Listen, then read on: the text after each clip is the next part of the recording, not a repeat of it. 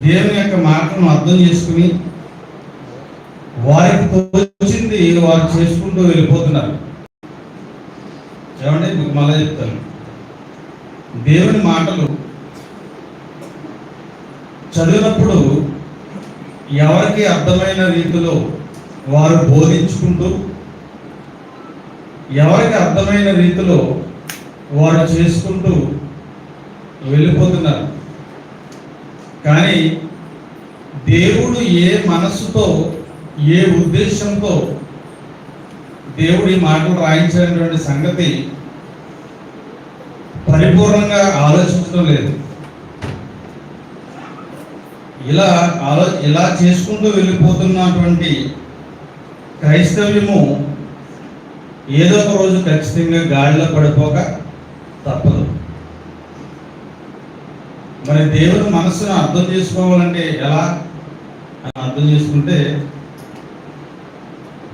దివారాత్రము ఆయన గ్రంథాన్ని ధ్యానించినప్పుడు పరిపూర్ణముగా మన హృదయాన్ని ఆయనకి సమర్పించుకున్నప్పుడు, పరిపూర్ణముగా ఆయన మనం ప్రేమించినప్పుడు, ఆయన మాటల్లో ఉన్నటువంటి ఆంతర్యం, ఆయన మాటల్లో ఉన్నటువంటి ఉద్దేశాలు, భావాలు మనకి సంపూర్ణంగా అర్థమవుతాయి. అర్థం చేసుకునేటువంటి జ్ఞానాన్ని ఆయన మనకి దయచేస్తాడు, అనుగ్రహిస్తాడు. ఆయన రాసినటువంటి మాటల్లో ఒక మాటను మనం ఈరోజు ఆలోచించేద్దాం. ఏంటంటే, నిన్ను వలె నీ పొరుగు వారిని ప్రేమించుము అనేటువంటి మాట మనందరికీ తెలుసు. క్రైస్తవులకు సుపరిచితమైనటువంటి పదవిది. తెలియనటువంటి వారు ఎవరు ఉండరు, అవునా? నిన్ను వలె నీ పొరుగు వారిని ప్రేమించు అన్నాడు దేవుడు. అయితే నిన్ను వలె నీ పొరుగు వారిని ప్రేమించు అన్నాడు కదా. ఏంటి అసలు నిన్ను వలె నీ పొరుగు వారిని ప్రేమించడం అంటే ఏమిటి అని నేను మిమ్మల్ని అడుగుతున్నాను. ఒక్కొక్కరికి తెలిసినటువంటి ఒక సమాధానం చెప్పండి. చెప్పండిరా, మీకు తెలిసినటువంటి సమాధానం. నువ్వు తప్పేం కాదు, చెప్పండి. మీరు చెప్పిన దాంట్లో ఖచ్చితంగా కరెక్టే ఉంటుంది. నాకు తెలిసి తప్పు మాత్రం ఉండదు. మీకు తెలిసినటువంటి నిన్ను వలె నీ పొరుగు వారిని ప్రేమించటం అనేది మీకు తెలిసినటువంటి ఆలోచనలు ఖచ్చితంగా మీరు చెప్పిన దాంట్లో కరెక్ట్గానే ఉంటాయి. ఏంటి అసలు నిన్ను వలె నీ పొరుగు వారిని ప్రేమించడం అంటే ఏంటి? ఒక్కొక్కరు ఒక్కొక్క మరొక మాట చెప్తే ముందుకు వెళ్ళవచ్చు, పాఠం యొక్క ముందుకి. అంటే మీకు కూడా ఇది ఎంతవరకు మరి మీకు అర్థమయ్యింది, దీన్ని మనం ఎంతవరకు మనం పాటిస్తున్నాము, మరి ఇది కావాలి కదా. క్రైస్తవులమై మనం ఎంతకాలం అయిందండి? 15, 10, 20, 30, 40 అయిందా? మరి ఈ మాట మరి చేయట్లేదు, మీరు పాటించడం లేదా? మరి పాటిస్తున్నప్పుడు, చేస్తున్నప్పుడు, ఇది మనకు అర్థమైనప్పుడు మరి ఇది చెప్పడానికి ఏంటండి ప్రాబ్లం?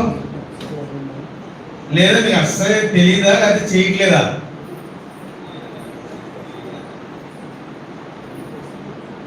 నోరిపోయాడు అలా ఒకరు కూడా ఏంటండి? ఓకేనా? నువ్వు చెప్పిందే కరెక్ట్ అనిపిస్తుంది. మనం సర్వసాధారణంగా ఏమాలోచించామో, నిన్ను వలె నీ పొరుగు వారిని ప్రేమించు అంటే మనకి ఏవైతే అవసరాలు మనం తీర్చుకుంటున్నామో మన పొరుగు వారికి కూడా అవే అవసరాలు తీర్చాలని, అది మనకు సర్వసాధారణంగా తెలిసినటువంటి విషయము. క్రైస్తవులు ఎవరిని అడిగినా చెప్పేటువంటి పదం. ఇప్పుడు మనం బట్టల అవసరం, మనం బట్టలు వేసుకుంటున్నాం, పొరుగువాడికి బట్టలు లేకపోతే బట్టలు ఇవ్వాలి అని. మన ఆకలి కొని ఉన్నాం, మన ఆహారం తీసుకుంటున్నాం కనుక ఎదుటివాడు ఆకలి కొని ఉంటే అడిగి ఆహారం ఇవ్వాలని. వాడి కష్టాల్లో, బాధల్లో ఉన్నాడు, వాడిని పరామర్శించి వాడికి కష్టంలో ఏది కొదురుగా ఉందో అది మనం ఇవ్వటం, అది మన ధర్మం. ఇదే కదా చేస్తున్నాం అందరం.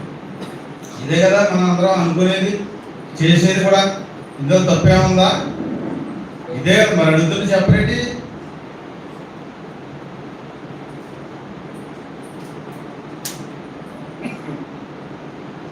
మరి అడుగుతుంటే చెప్పరండి, అదే కదండి చేసేది. ఇప్పుడు హాస్పిటల్లో పేషెంట్ ఉన్నాడు అనుకోండి, ఏం చేస్తాం? వెళ్ళి పరామర్శించి పళ్ళు, ఫ్రూట్స్ ఇలాంటివి పట్టుకెళ్ళి మనకు తోచిన కాడికి 100, 200 లేదా 500 ఇచ్చి రావడం అనేది చేస్తాం. కొంతమంది డబ్బులు లేకపోతే ఫ్రూట్స్ పట్టుకెళ్ళి ఇచ్చేస్తారు, అంతే కదా.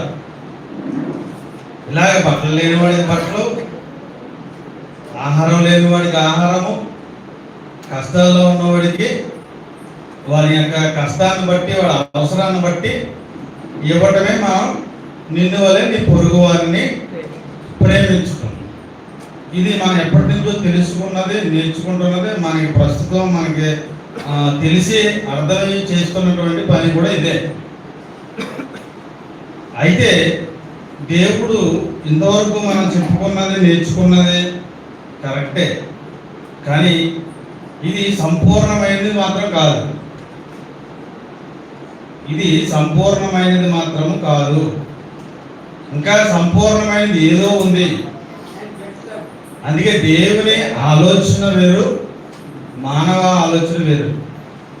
దేవుడు ప్రేమించే విధానం వేరు, మనుషులు ప్రేమించే విధానం వేరు.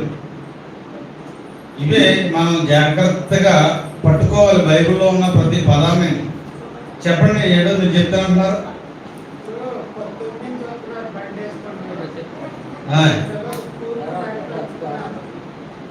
తర్వాత చెప్పండి. ఓకే, తర్వాత మాట్లాడదాం. సార్. ఓకే, సబ్జెక్ట్ ఆగిపోతే, ఎందుకంటే డాడీ గారు కూడా మరి వృద్ధి ఎందుకు చిగురు పెట్టినట్లు ఆయన ఇంకా చిగురు పెడతారు. వారం వారం పెంచుకుంటూ వెళ్ళిపోతారు. ఆయన 10 పెంచుకుంటూ పో అన్నట్టు లేదండి, ఆయన పెంచుకుంటూ పోతున్న టైం. ఆయన మనకి టైం లేదు కనుక ఉన్న కొద్ది మరి టైంలోనే నేను అర్థం చేయించడానికి నేను ప్రయాసపడతాను. ఓకే, ప్రియమైన దేవుని పిల్లారా, మరి దేవుడు ఆలోచన వేరండి, మనుషుల ఆలోచన విధానం వేరు. దేవుడు ప్రేమించే విధానం వేరు, మనుషులు ప్రేమించే విధానం వేరు. సర్వసాధారణంగా మనుషుల్లో ప్రేమ విధానం ఎలా ఉంటుందంటే, వారిని ప్రేమించే వారిని మనుషులు ప్రేమిస్తూ ఉంటారు. వారికి ఉపయోగపడే వారికే వారు ఉపయోగపడతారు, వారికి సహకరించే వారికే వారు సహకరిస్తారు. కానీ దేవుని ప్రేమ చాలా డిఫరెంట్గా ఉన్నది. ఏంటి? దేవుణ్ణి ప్రేమించే వారిని ప్రేమిస్తాడైనా, దేవుని ప్రేమించిన వారిని కూడా ప్రేమిస్తాడు. అదే ఆయనలో ఉన్నటువంటి గొప్ప క్వాలిటీ, ఉన్నతమైనటువంటి గుణం. మనకు తెలుసు కదా, మత్తయి సువార్తలో సూర్యుని ఉదయింప చేయడం కానీ, వర్షం కురిపించడం కానీ, ఇవన్నీ మనకు తెలుసు కదా. తర్వాత ఆయన చెప్పిన మాటల్లో నీ శత్రువునైనా ప్రేమించు అనేటువంటి భావం. మరి మనం చేయగలుగుతున్నామా ఈ విషయంలో అని అంటే, ఖచ్చితంగా క్రైస్తవులమైన మనం కూడా చేయట్లేదు అలాంటిది.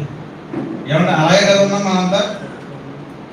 మనం ప్రేమించిన వారిని ప్రేమిస్తున్నాం. అందుకే అంటాడు అక్కడ మత్తయి సువార్తలో అంటాడు, ఇలాగూ అన్యజనులు కూడా చేస్తున్నారు, దీనివల్ల మీకు ప్రయోజనం ఏమి అని అక్కడ అడుగుతాడు దేవుడు. మత్తయి సువార్తలో మీరు చదువుకోండి, 5వ అధ్యాయం ఉంటుంది, చివరి వచనాల్లో ఉంటాయి. అంటే మిమ్మల్ని ప్రేమించే వారిని మీరు ప్రేమిస్తే మీకు ఏంటి ప్రయోజనం అని అడుగుతాడు. ఇప్పుడు ఎందుకే నిన్ను వలె నీ పొరుగు వారిని ప్రేమించవలెను అనేటువంటి ఈ పదంలో ఇంకా అంతర్గతంగా ఏమైనా దేవుని ఉద్దేశము, దేవుని భావన ఏమైనా దాగుందా అని ఆలోచన చేస్తే, ముందుగా మొట్టమొదటి తెలియాలి. ఇది కొత్త నిబంధనలోనే కాదు, పాత నిబంధనలో ఇశ్రాయేలీయులు తన ప్రజలైన వారి దగ్గర నుండి దేవుడు చెప్పుకుంటూ వస్తున్నాడు ఈ పదం. నిన్ను వలె నీ పొరుగు వారిని ప్రేమించాలి. అలాగే పరదేశి అయిన వాడు ఎవరైనా నీ మధ్య నివసిస్తే వాణ్ణి కూడా నీ పొరుగు వాడిగా వాడిని చూసి వాణ్ణి కూడా ప్రేమించాలని చెప్తాడు. ఏమనేది ఎక్కడి నుంచి? ఇశ్రాయేలు ప్రజలు ఉన్నప్పటి నుంచి, పాత నిబంధన గ్రంథంలో ఉన్నప్పటి నుండి దేవుడు చెప్పుకుంటూ వస్తున్నాడు. ఇక కొత్త నిబంధనకు వచ్చేసరికి మరి మత్తయి సువార్త చూడండి 22వ అధ్యాయము 39లో చూద్దాం.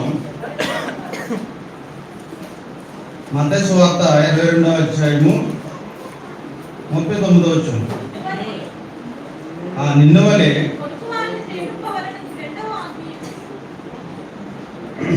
చదవమ్మా. నిన్ను వలె ఇంకా ముందుకు వెళ్ళిపోతే ఏమంటాడంటే ఒక ధర్మశాస్త్రోపదేశకుడు వచ్చి యేసుక్రీస్తుల ప్రభువు వారిని అడుగుతాడు. ఏమని, ఆయన్ని అసలు ఏం చెప్తాడా ఏంటని ఉద్దేశంలో ఒక ధర్మశాస్త్రోపదేశకుడు వచ్చి 35 నుంచి ఉండదు అనమాట. వారిలో ఒక ధర్మశాస్త్రోపదేశకుడు ఆయనను శోధించుచు అసలు ఈయన ఏం చెప్తాడో ఆయన శోధించడానికి అడుగుతున్నాడు. చదవమ్మా. బోధకుడా, ధర్మశాస్త్రంలో ముఖ్యమైన ఆజ్ఞ ఏదని అడిగింది.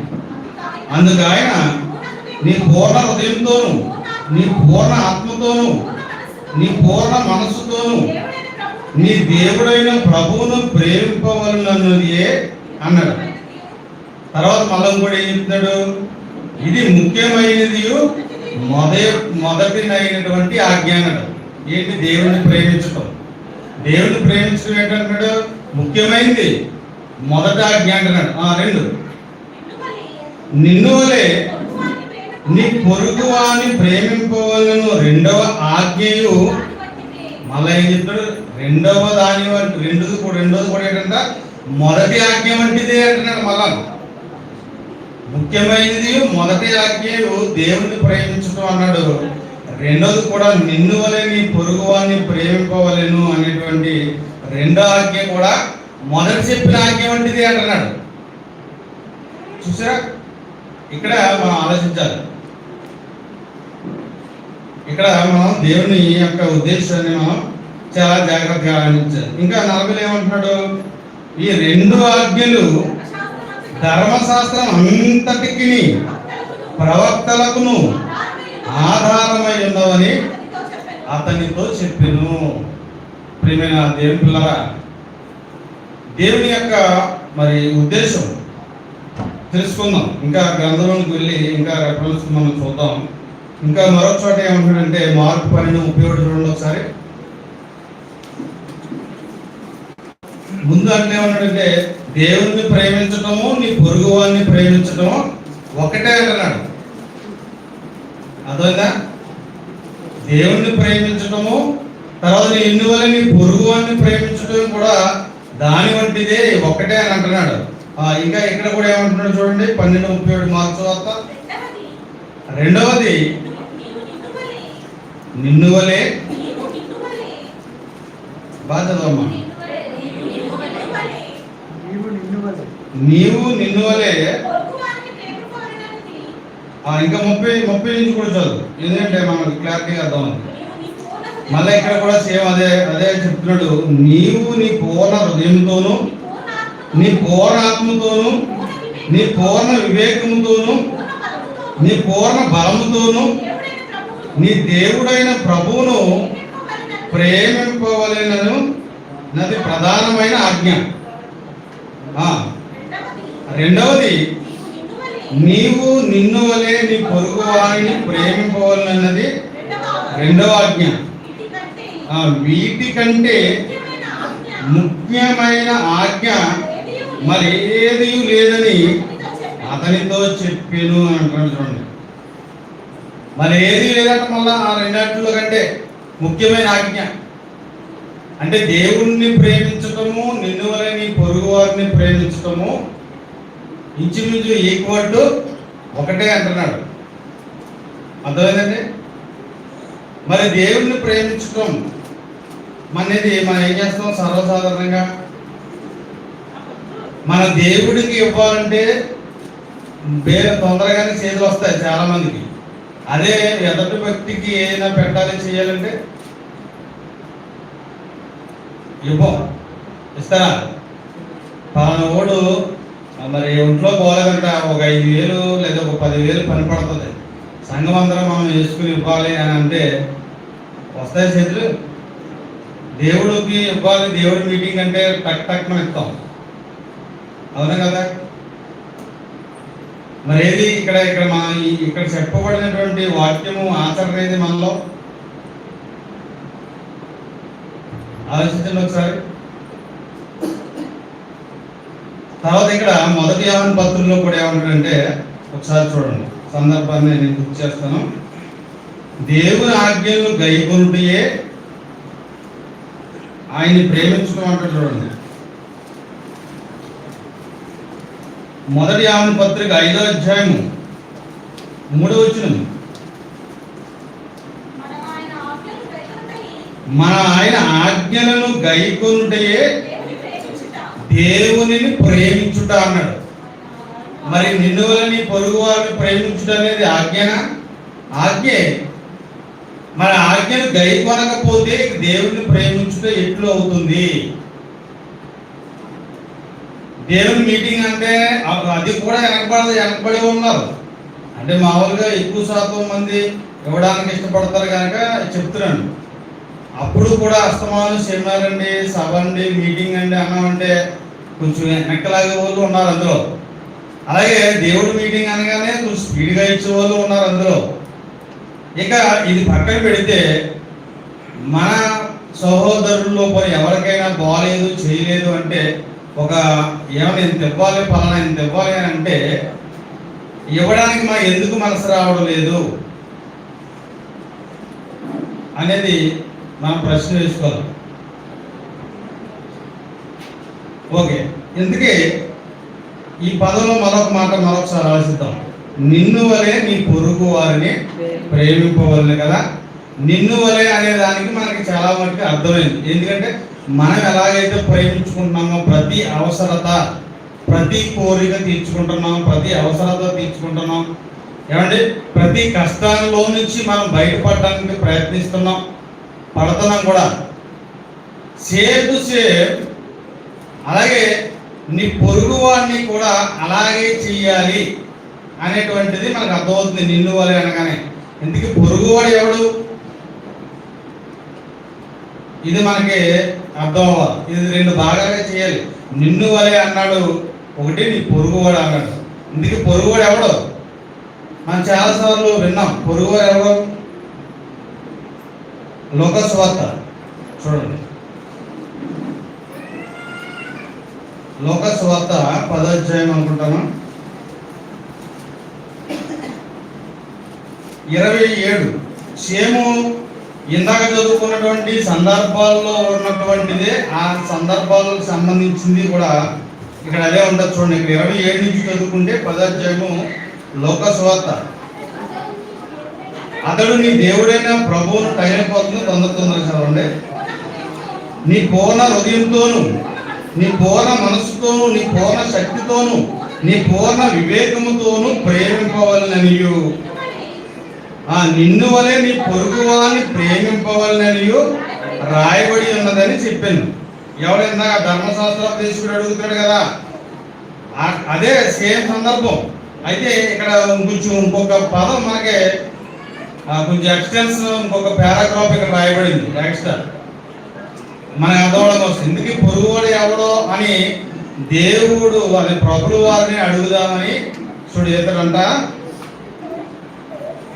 ఏమని నీతిమంతుడైనట్టు కనపడకోరి యేసుప్రభుని ఏమడిగాడంటే, ఇంతకీ నీ పొరుగువాడు ఎవడు అని అడిగాడు యేసుప్రభు. అడిగితే ఏం చెప్తున్నాడు చూడండి, 29 నుంచి 30 నుంచి. అందుకు యేసు ఇట్లా, ఒక మనుషుడు యెరూషలేము నుండి యెరికో పట్టణమునకు దిగి వెళ్ళుచు. మాకు అంతా తెలుసు కదా, చదివితే లేట్ అయిపోతుంది. ఎవరమ్మా ఎడుతున్నారు?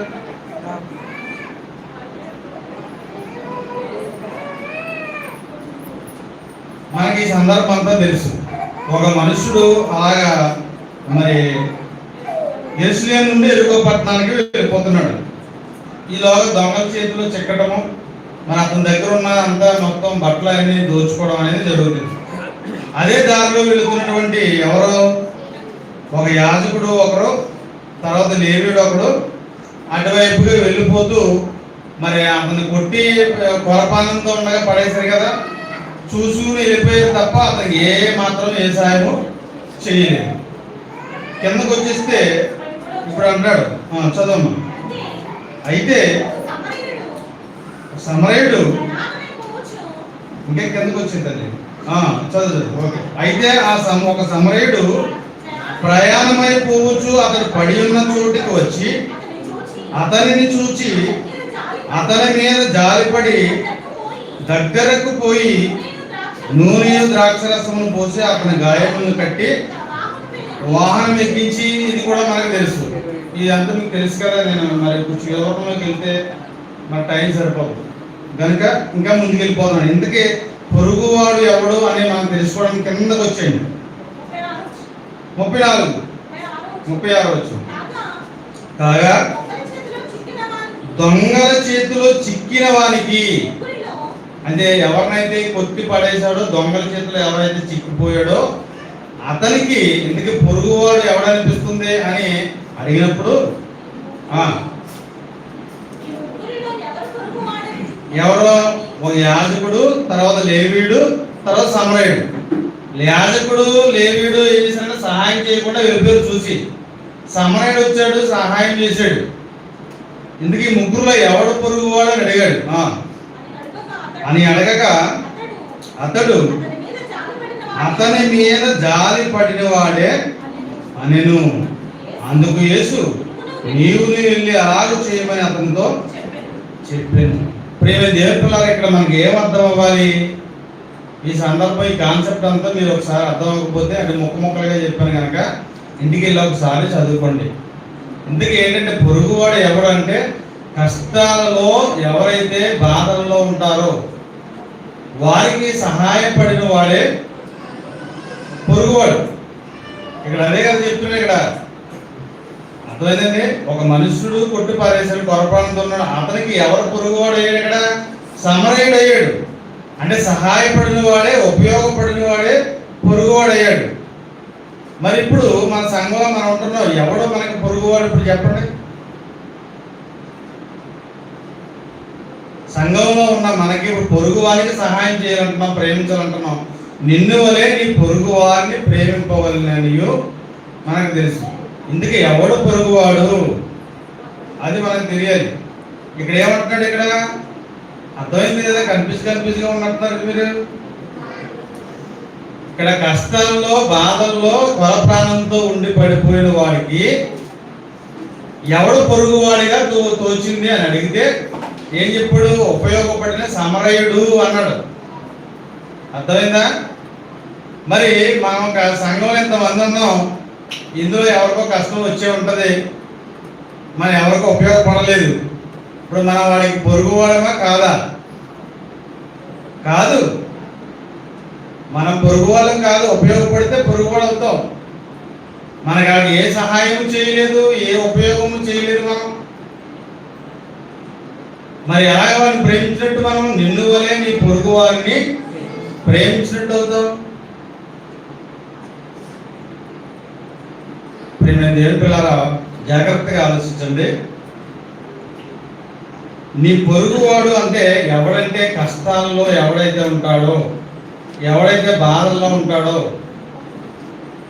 ఎవరైతే లేమిలో ఉంటారో, ఎవరైతే దరిద్రులుగా ఉంటారో, ఇంతవరకు మనం ఏం చేసామంటే పొరుగువాడి గురించి తెలియాలి. ఇక్కడ ఇంకొక డిఫరెన్స్ కూడా తెలియాలి మీకు. ఇక్కడ ఇంతవరకు మనం ఎవరొకరికి దారంగా పోయే వాళ్ళు చాలా మంది ప్లాట్ఫామ్ మీద ఉంటారు.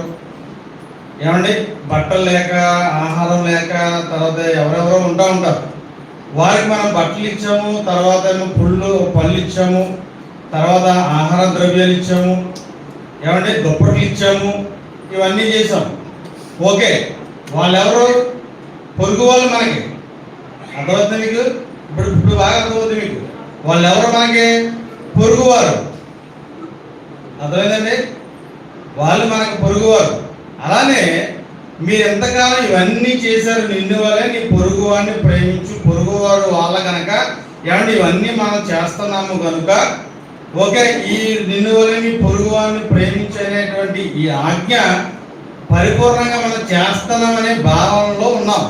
కానీ ఇది చేస్తున్నారు, ప్రేమిస్తున్నారు, కానీ అది సగమే కంప్లీట్ అయింది. ఇంకా సగం కంప్లీట్ అవ్వాల్సింది ఉంది.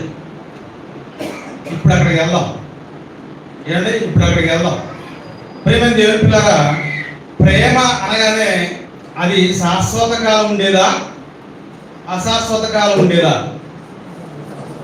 శాశ్వత కాలం ఉండేది. మరి మనం ఏం చేద్దాం? నిన్ను వలె నీ పొరుగు వారిని ప్రేమించటం అంటే ఇప్పుడు మనం ఇచ్చే బట్టలు, మనం ఇచ్చే ఆహారం, మనం ఇచ్చే ఏ ఆహారాన్ని ద్రవ్యాలైనా ఏ సహాయమైనా శాశ్వత కాలం ఉంటాయా? చెప్పండి. ఉండవు, అవి ఏముండవు. మరి ఎలా కంప్లీట్ అవుతుంది ప్రేమించడం అంటే? కంప్లీట్ కాలేదు కదా. అందుకే పౌలు గారు మంచి మాట అంటున్నాడు. నేను సమయం అయిపోయింది కనుక రెండు రెఫరెన్స్లతో ముగించేస్తాను. కొరింథీయులకు రాసినటువంటి మొదటి పత్రిక 13వ అధ్యాయము 8వ వచనం ఒకసారి చూడండి. చూడగా అంటున్నాడు, ప్రేమ శాశ్వత కాలము ఉండును. అంతే కదా. ప్రేమించడం అంటే అది శాశ్వత కాలం ఉండాలి. దేవుడు శాశ్వతుడు కనుక, ప్రేమే ఆయనే ఉన్నాడు కనుక ఆయన ప్రేమించే ప్రేమ అలా ఉంటుంది. ఎప్పుడు శాశ్వతంగా ఉండేది ప్రేమ చూపిస్తాడు ఆయన. ఇక్కడ 13:8 కూడా ఏమన్నాడు? ప్రేమ శాశ్వత కాలం ఉండును అన్నాడా. ఇక అదే పత్రికలో చూడండి 3వ వచనం పౌలు గారు చెప్తున్నాడు. చూడండి ఇక్కడ ఇప్పుడు ఎంతవరకు మనం ఏం చేసాం? మనం అనుకున్నటువంటిది నిన్ను వలె నీ పొరుగు వారిని ప్రేమించేది ఆహారము, బట్టలు, ఇంకా దుప్పట్లు, ఫ్రూట్స్, ఇంకా ఏవేవో మెడికల్ సంబంధించిన మందులు కానీ ఇవన్నీ చాలా చాలా ఇస్తూ ఉంటారు, దానాలు చేస్తూ ఉంటారు. అవన్నీ వేలిస్తే రేపు పోతాయి, లేదా సంవత్సరానికి ఒక 6 నెలలకో 2 నెలలకో 3 నెలలకో నెలకో ఇవన్నీ పోతూ ఉంటాయి. అలాగే జీవితాంతం మనం ఇవ్వగలమా అంటే మనం ఇవ్వలేము. అలా ఇచ్చేవాళ్ళు ఉన్నారా? ఎక్కడో అక్కడక్కడ ఉంటే ఉండొచ్చు, కానీ అందరూ ఎవరు మొత్తం మీద ఇచ్చినా అవి శాశ్వతంగా కూడా ఉండవు. ఇక్కడ పౌలు గారు చెప్తున్నాడు చూడండి. ఇక్కడ 13వ అధ్యాయము 3వ వచనం, పేదల పోషణ కొరకు నా ఆస్తి అంతయు ఇచ్చినను కాల్చబడుటకు నా శరీరం అప్పగించినను. చూడండి, ప్రేమ లేని వాడనైతే నాకు ప్రయోజనమేమి అని అడుగుతున్నాడు. చూడండి, ప్రయోజనం ఏమీ లేదు అంటున్నాడు. ఇటు అతని ఆస్తి అంతా ఇచ్చేసినా సరే పేదల కొరకు, కష్టాల్లో ఉన్నవాడి కొరకు, బాధల్లో ఉన్నవాడి కొరకు, నీ పొరుగువాడి కొరకు. పొరుగువాడే కదా పేదవాడు అంటే. ఏమంటే కష్టాల్లో ఉన్నవాడు కదా పొరుగువాడు అంటే. అని అంటున్నా చూడు, నా పేదల కొరకు నా ఆస్తి అంతయు ఇచ్చి మళ్ళా కాల్చబడుటకు, ఒకవేళ కట్టెలు ఏమైనా పొదువుగా ఉంటే ఇగో నా దేహం కూడా కాల్చబడడానికి ఇచ్చేస్తున్నట్టు, దేహం ఆయన దేహాన్ని కూడా కాల్చబడటానికి ఇచ్చేస్తున్నా, నా శరీరం అప్పగించినను కాల్చబడ్డకు ప్రేమ లేని వాడనైతే నాకు ప్రయోజనం ఏమీ లేదంటున్నాడు. ఏంటి ఏంటి ఆ ప్రేమ? ఏంటి ఆ ప్రేమ అంటే, ప్రేమైన దేవుని పిల్లరా, ఏంటి ఆ ప్రేమ అంటే దేవుని వాక్యమే. దేవుని వాక్యం.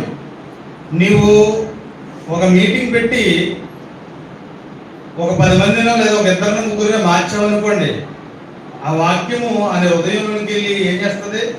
అతని జీవితాంతం వెలిగింపజేస్తుంది. అవునా? వెలిగింపజేస్తుంది లేదా?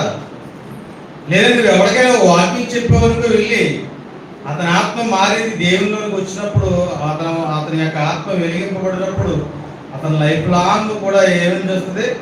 జ్యోతి వలి వెలుగుతూ ఉంటుంది అతని ఆత్మ.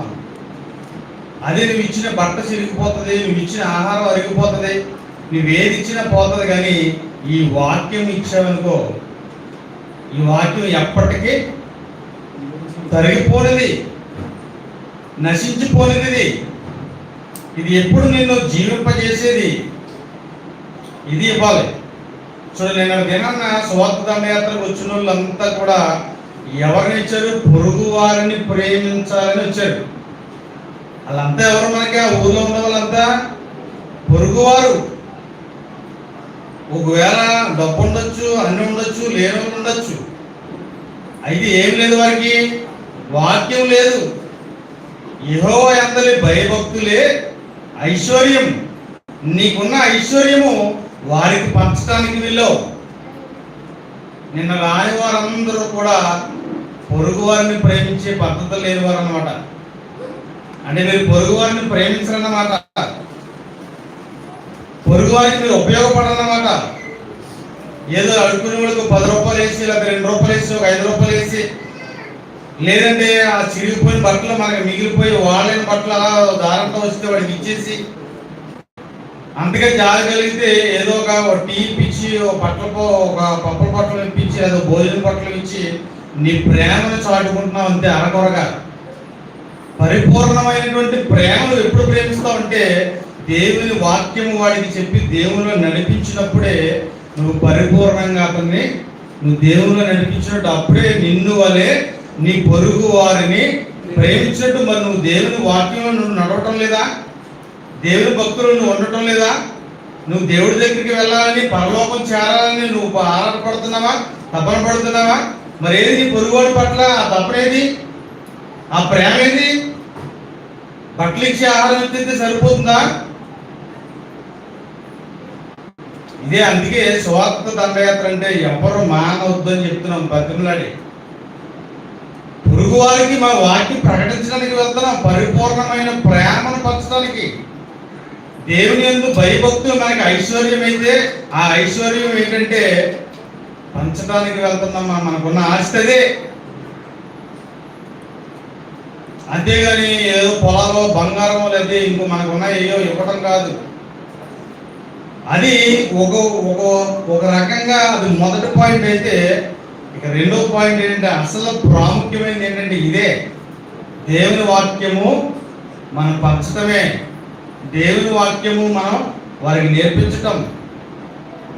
మరి గతంలో ప్రసాద్ ఫ్యామిలీ ఉందనుకోండి, వారు ఎన్ని లక్షల రూపాయలు ఖర్చు పెట్టి మీటింగ్ పెట్టించి వాక్యం చెప్పించారు.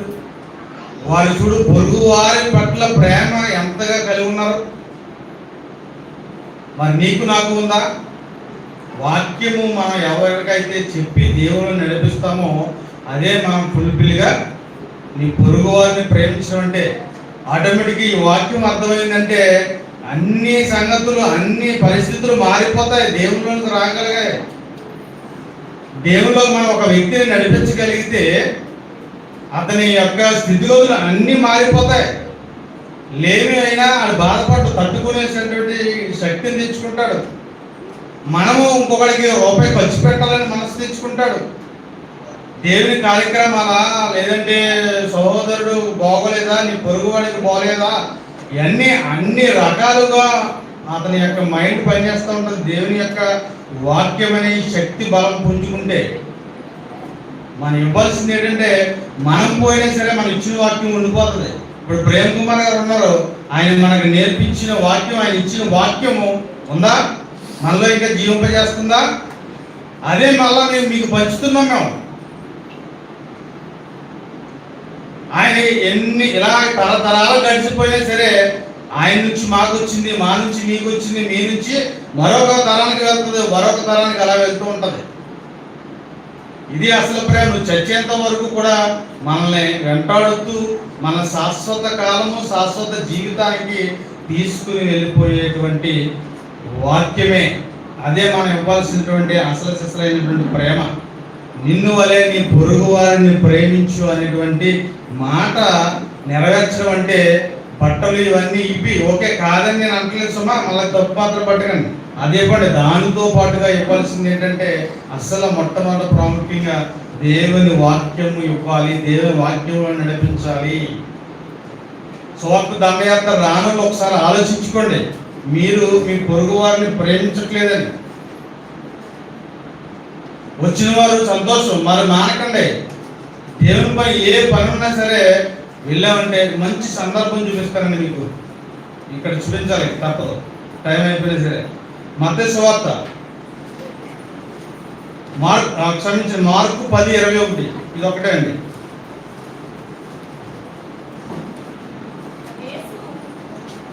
చదవండి, మార్కు సువార్త 10:21 కదమ్మా. చదవము. యేసు యేసు అతన్ని చూచి అతన్ని ప్రేమించి, అంటే ఇక్కడ సందర్భం మీకు చెప్తుంది చూడండి. ఇక్కడ ఒక యవ్వనుడు వచ్చాడు, ప్రభువా నేను పరలోకం చేరాలంటే నేను ఏం చేయాలని అంటాడు. అన్న తర్వాత మరి ధర్మశాస్త్రంలో ఆజ్ఞని నువ్వు పాటిస్తున్నావు అని అడుగుతాడు. ఇవన్నీ నేను నా బాల్యం నుండి నేను పాటిస్తున్నాను అని అంటాడు. అన్న తర్వాత అప్పుడు యేసు, ఇప్పుడు సందర్భం మనం అదే చదువుకుంటున్నాం. యేసు అతనిని చూచి, చూడు అతన్ని ప్రేమించాడు అంటే అప్పటికే ఆయన ఏం చేస్తున్నాడు, ఆజ్ఞాన్ని పాటిస్తున్నాడు. కానీ ఏదో కొదవగా ఉంది, కొదువుగా ఉంది. అందుకనే యేసుక్రీస్తుల వారు కూడా అతనిని ప్రేమించి, ఆ యవ్వనుడిని ప్రేమించి, నీకొకటి కొదువుగా ఉంది, నువ్వు అవన్నీ చేస్తున్నావు బాల్యం నుండి ఓకే, కానీ నీకు ఒకటి కొదువుగా ఉంది. ఏంటంటే నీవు వెళ్ళి నీ కలిగి ఉన్న వాటిని అమ్మి పేదలకు ఇచ్చే, పరలోకమందు నీకు ధనం కలుగుతుంది. అవన్నీ నువ్వు చేయడం వల్ల, ఇప్పుడు బట్టలు పంచి పళ్ళు విత్తనావా, అవి మన వారికి ఇవ్వటం వల్ల మనకి ఏమవుతుంది, పరలోకమందు ధనం కలుగుతుంది. ఓకే, పక్కన పెట్టండి దాన్ని. చదువుమా. నీవు వచ్చి నన్ను వెంబడించమని చెప్పి, ఎందుకు వెంబడించమన్నాడు ఆయన? ఎందుకు వెంబడించమన్నాడు? నాతో వస్తే జనాలకి, జన సమూహాలకి ఏం చేయాలి? వాక్యం పంచాలి, వాక్యం చెప్పాలి. అందుకే నువ్వు నన్ను వెంబడించు. నువ్వు చిన్నప్పటి నుంచి ధర్మశాస్త్రంలో ఆజ్ఞల్ని పాటిస్తున్నావు ఓకే, కానీ నీకు ఒకటి కొదువుగా ఉంది. ఏంటా కొదువు అంటే, ఇది చెప్పాడు కదా, పరిపూర్ణంగా నిన్ను వారిని పొరుగు వారిని ప్రేమించడం లేదు. ఇక్కడ సంపూర్ణం కాలేదు ఇంకా. ఆయన జీవితంలో, ఆ యవ్వనుడు జీవితంలో పరిపూర్ణం అవ్వలేదు. అందుకనే ఒకవేళ నీ ఆస్తి గట్ట ఉంటే వీటన్ని అడ్డుబండలుగా ఉంటాయి కనుక అవన్నీ ఇచ్చే, నీకు ఇక్కడ లేదా పరలోకంలో నీకు ధనం కలుగుతుందిలే కనుక అవన్నీ అమ్మేసి బేదలకు ఇచ్చేసి నన్ను వెంబడించు. ఎందుకంటే నాతో వస్తే వాక్యం ప్రకటించచ్చు. పెందల కడ లేచి వెళ్ళి యేసుక్రీస్తు ఏం చేశాడు? వాక్యం ప్రకటించాడు. అందుకే ఆయన వెంబడించాడు. యేసుక్రీస్తు కూడా తిరిగితే ఏదో భోజనం, రొట్టె, చేపలు దొరుకుతాయని కాదు వెంబడించకుండా, లేదా రోగాలు తీయడానికి, బాధలు తీయడానికి కాదు, వాక్యం చెప్పటానికి నన్ను వెంబడించాడు. ఇదే మనం తెలుసుకోవాలి. అసలు వాక్యం వాక్యం వాక్యం చెప్పడం అనేది ప్రతి ఒక్కరూ కూడా, నాకు రాదండి, నాకు చేత కాదండి, నేను చదువుకోలేను అంటే కుదరదు. మీరు ఇవన్నీ చేసినా, మీరు బియ్యండి, డబ్బులు ఇవ్వండి, ఏదైనా ఇవ్వండి, మీరు ఎవరికి ఏ సహాయం అయినా చేయనివ్వండి, వాక్యం చెప్పకపోతే మీరు పరిపూర్ణం మాత్రం కాలేరు. వాక్యం చెప్పి వాక్యం నడిపించాలి. ఓకే అండి, అందరికీ వందనాలు. ప్రార్థన చేసుకుందాం. మమ్మల్ని అద్మిక్కిలిగా ప్రేమించిన మా కన్న తండ్రి, ఘనమైన శ్రేష్టమైన నామానికి వందనాలు. తండ్రి, నిన్ను వలె నీ పొరుగు వారిని ప్రేమించు అనేటువంటి ఈ మాటలో మీ ఆలోచన వేరు తండ్రి, మనుషులు చేసే ఆలోచన వేరు.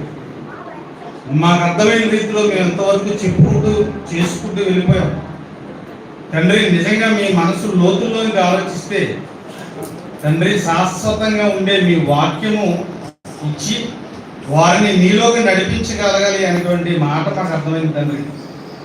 ఇదనైనా ఇక్కడి నుంచి మొదటిది చేస్తూనే తండ్రి, వాక్యములు అనేకులను నడిపించగలుగుటకు మీ కృప, మీ సహాయం దయచేయమని రామచంద్రపురంలో సంఘాన్ని అంతటిని